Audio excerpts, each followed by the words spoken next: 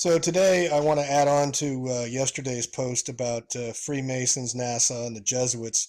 And we have the private enterprise, or so-called private enterprise. NASA and the government's giving them billions and billions of dollars to supposedly deliver payloads to the fake International Space Station.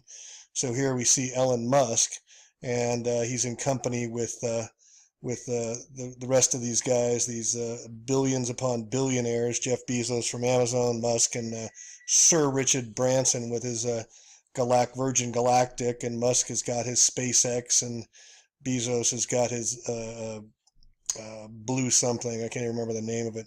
But I want to show you what these clubs these guys belong to. Let's start with Mr. Branson here. Prince Andrew is being linked with a blackmail ring. Prince Andrew was found to have sex with underage women on a private island out by a guy named Richard Branson. Isn't that interesting? And we go over here, this article, which is interesting. Inside the Super Elite Club, Elon Musk, James Cameron, and Buzz Aldrin as members. And this was interesting because it's in Business Insider. And it goes on to say world history is full of secret clubs with elite members like Skull and Bones, Freemasons, Illuminati. Notice they don't mention the Jesuits. Shrouded in mysteries, these clubs become the stuff of legend.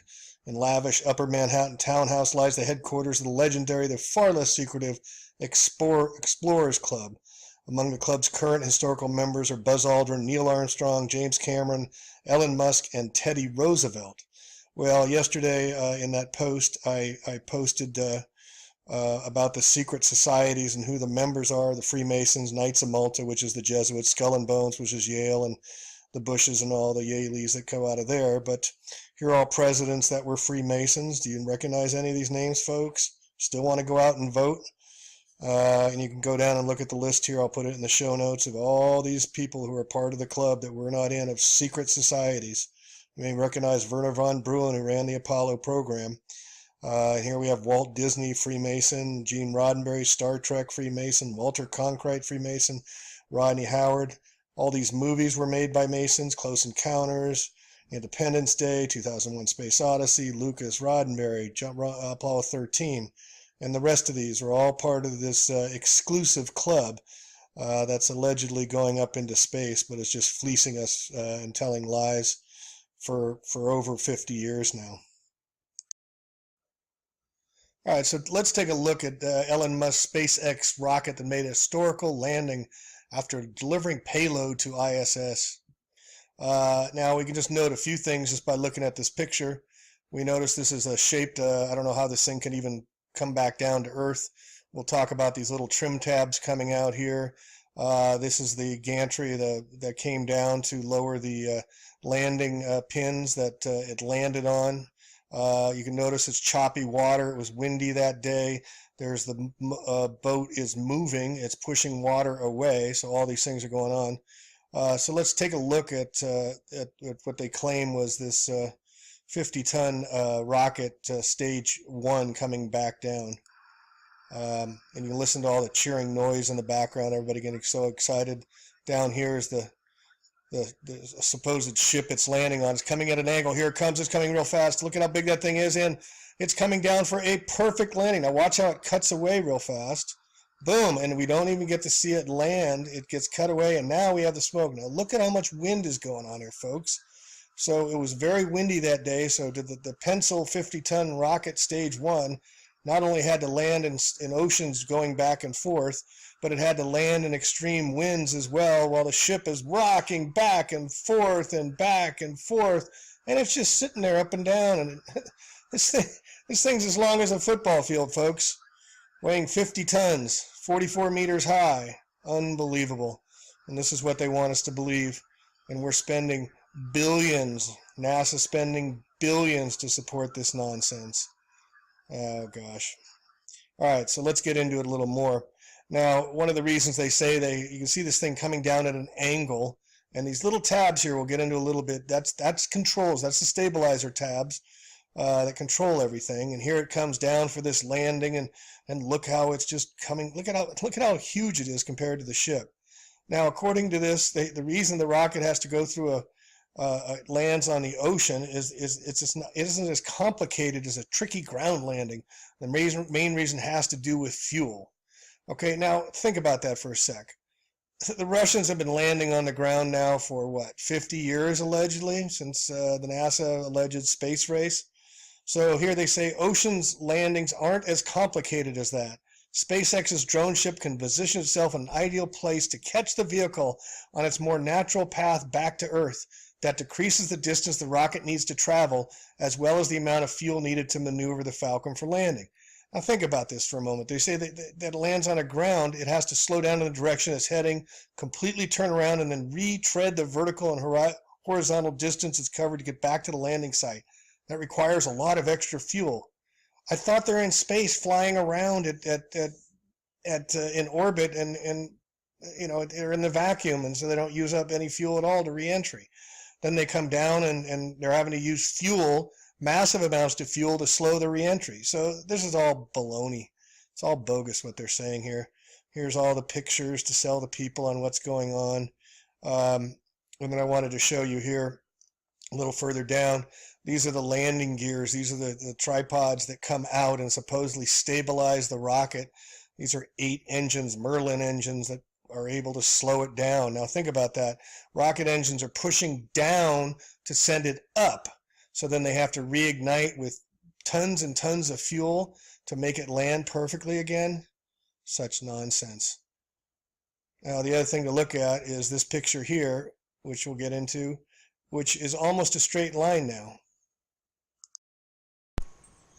So here are some pictures of previous alleged NASA launches into space, and clearly they're shooting them up and dropping the rockets into the ocean and saying they're going up into space. And the Flat Earth movement and the NASA hoax movement have been calling this out for months. And as we can see now in this picture, they've adjusted their CGI imagery and showing us how the rockets are now going straight up again in this Musk latest launch of SpaceX.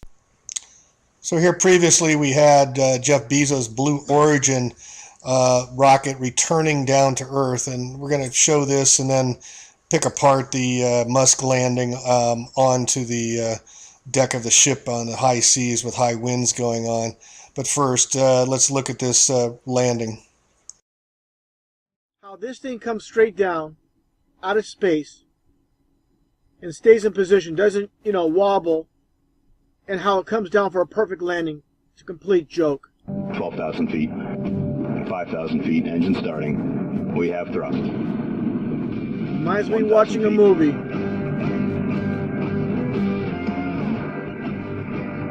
LGS deploy. Fake sound feet, effects. 7 feet per second. And where's the amateur footage for this? Watching a movie.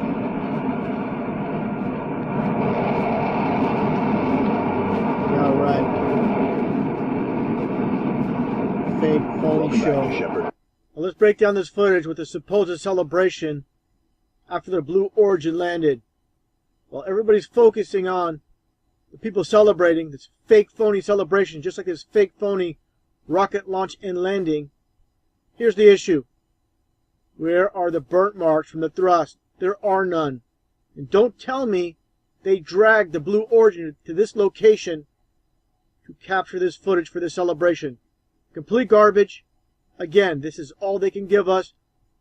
Nothing but fakery. Take a look. There you go.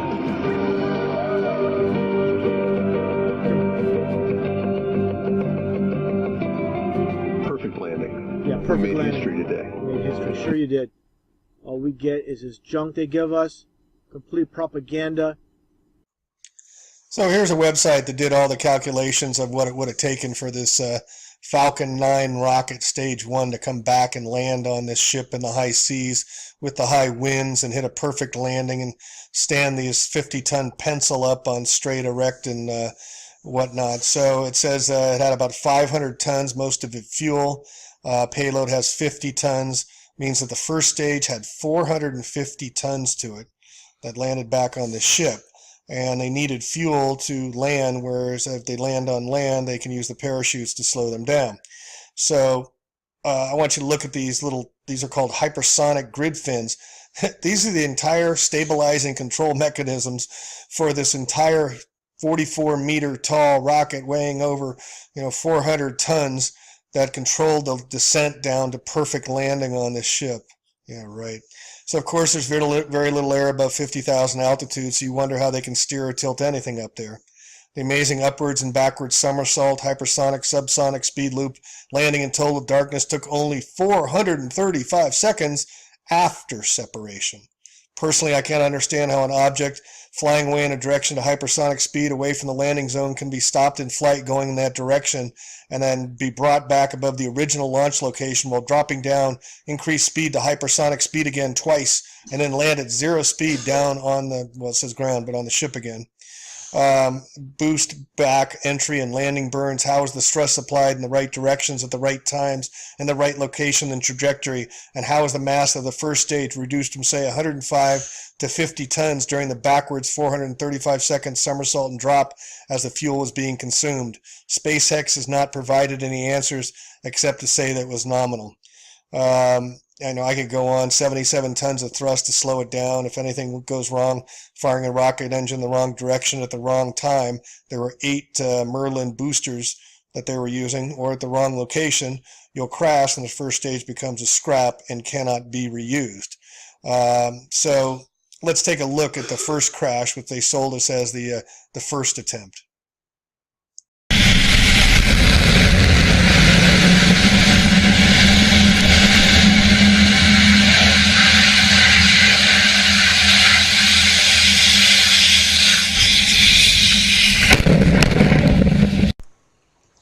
So that was a failure of the Falcon 9 trying to land on the barge allegedly before.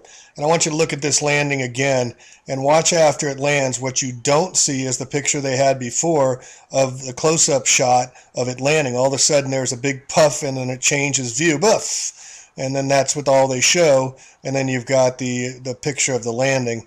But they did not show the actual camera footage like they showed of the one toppling over in the previous landing. So just more and more evidence this was just an extreme hoax played on us all while you spend taxpayer billions and billions of dollars while these wealthy billions and billionaires go and play with their toys into space and sell us that there's some great adventure waiting for us up there. It's just all a big joke. And the joke's on us, folks. Let's stop it now. NASA must die.